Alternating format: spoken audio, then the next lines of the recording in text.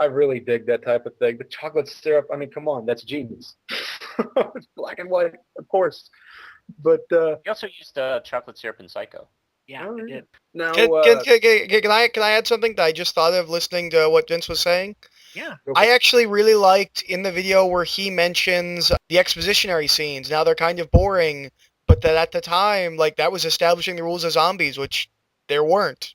I thought that was a really interesting thing to address.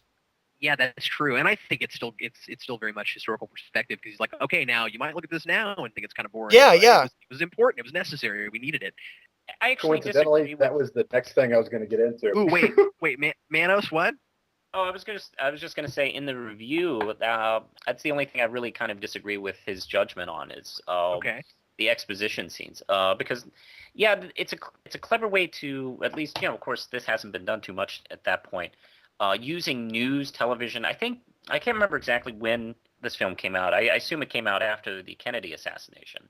But it was definitely a way of like if there's a crisis, we all rush to our TVs and watch the anchor people tell us what's going on, and that's what they were doing, and this was a way of kind of building tension at the same time explaining what's going on. Anyway, that's just how I feel about that. And it was probably part of the social commentary that shows up later more so in Dawn of the Dead. Yeah. Well, that's one thing that Romero was always big on was social commentary. So that's why not talking about the social climate I felt like was missing from the review. Yeah, Maybe while they were watching, maybe somebody should have been dancing in the back. yeah. I was gonna say that with Evil Professor's DVD. I was gonna say he should have Ghostbusters 2'd it and had it dance around. You know your love. I wow. Were we just subjected to that? Yes, you were. Anyway, Vince, I agree with you and Manos both about the social climate thing. That's the one thing that was missing for me also, and I thought that he did a great job with characters and with characterization and telling us these are why these people are here. This is what they do for the film. This is the function they serve.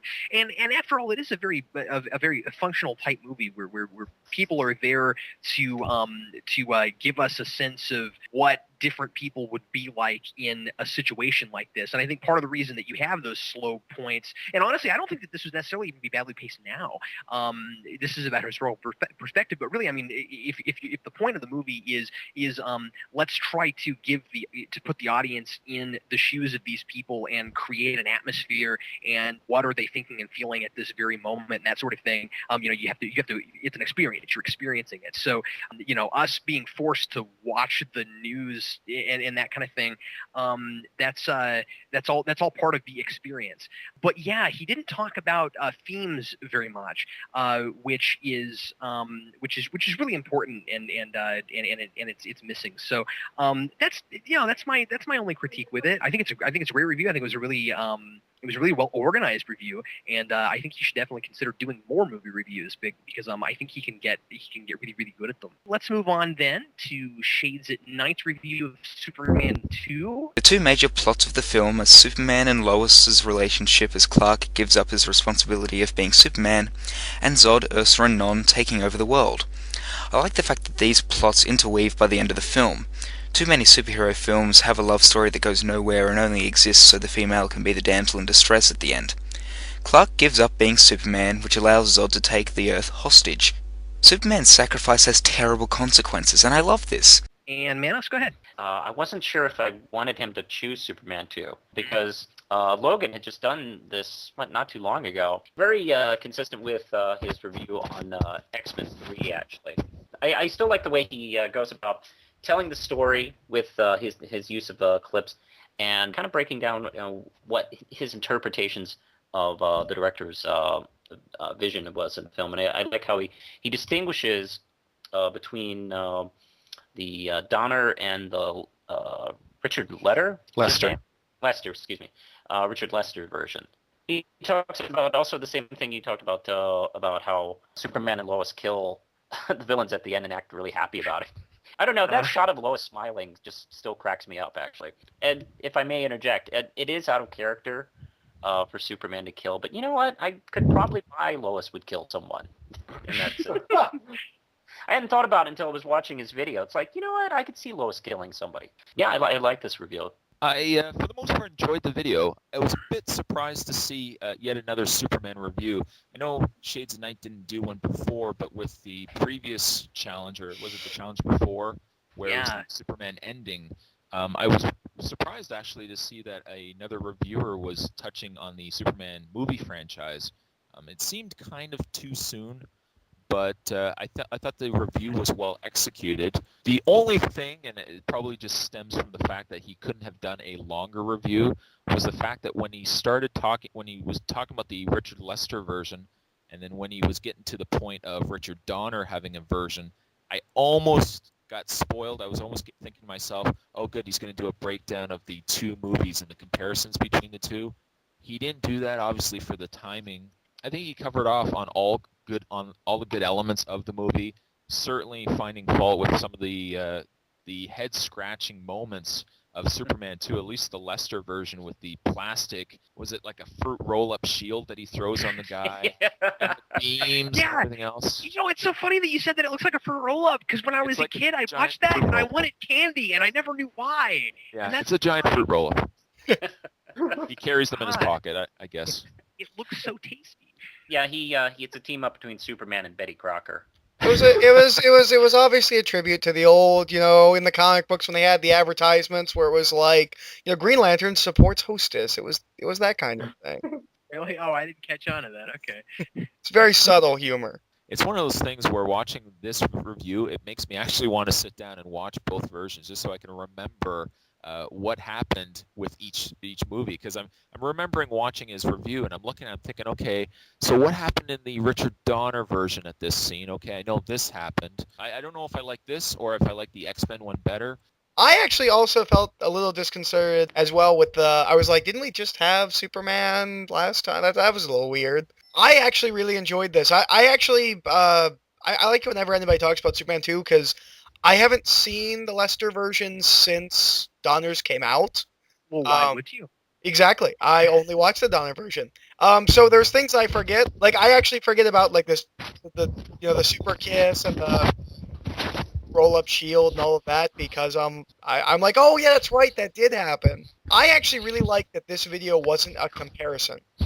I like that he addresses that flaws in the Lester version aren't present or are fixed or are better in the other version, but he's really reviewing the Lester version. And he's just bringing up when he addresses flaws, this other version does it, better. And I thought he actually brought up a really good point that I'd never thought of, which is that when Clark's in the bar, he doesn't have his glasses on.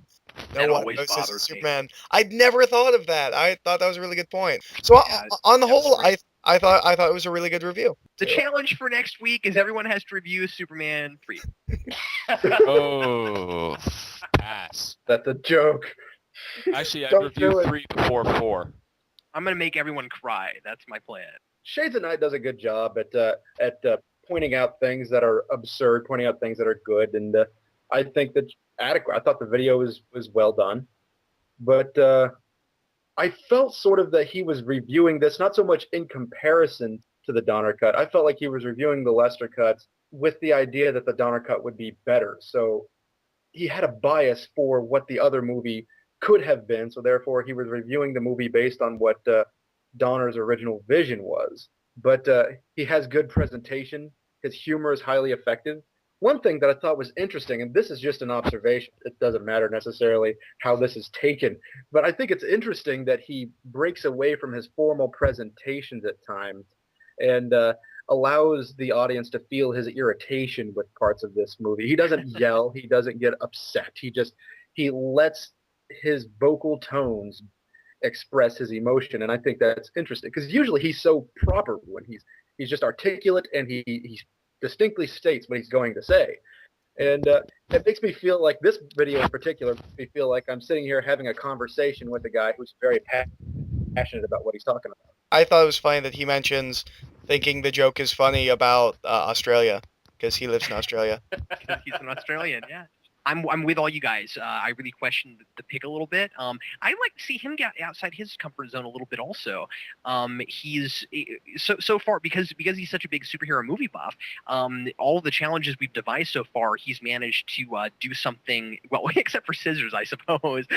But he's managed to pick something each time that isn't very far removed from what he normally does, which is not at all a problem.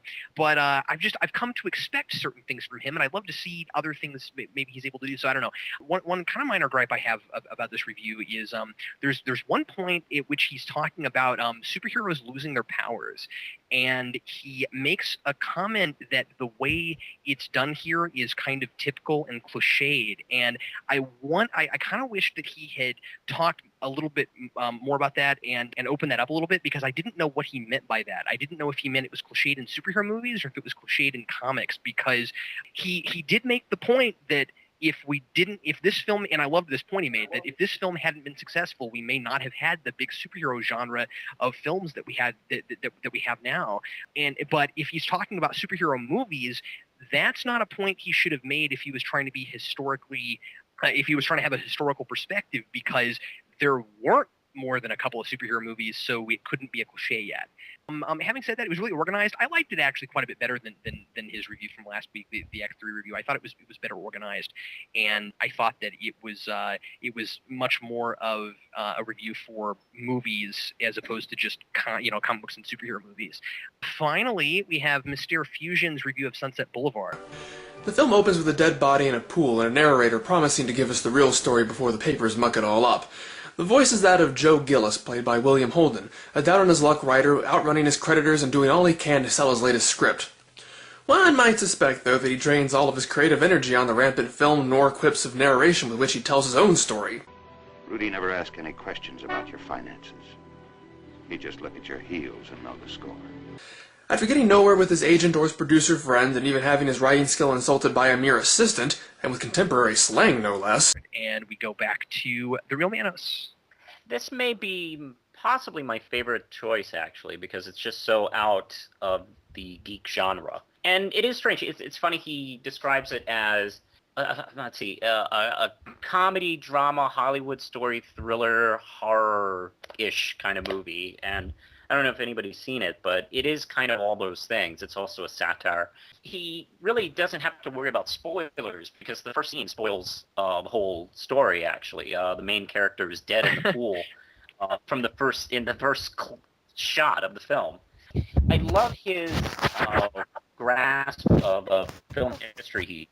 Even last in 3 of the challenges, actually, where he talks about me and Orson Welles. The fork one, yeah, he's talking about forks, but he uses kind of the parody of like old film reels and stuff like that. And then of course with the Sunset Boulevard review, he also does a very good job of not only dissecting the plot and also talking about its place and how what it's referencing to, and how a lot of things it's making fun of about Hollywood actually still kind of stand today. Subtle sense of humor which he throws in without being too big about it. Like, one of my favorite jokes is when he talks about the party that William Holden goes to, and you see all these white people being very, very white, and he says, "Yeah, this is what rocking as a teen at a party is like." So in the 40s. Yeah, that was really funny. I enjoyed this review. If I could probably compare it to anything, I would probably compare it to the Lord of the Rings Return of the King. Just in the sense that when I was watching the review, it had good pace to it. He seemed to hit all the good points about the movie. I've never seen the movie, so I'm only going by really his review, and based on his review, it seemed like an interesting enough movie.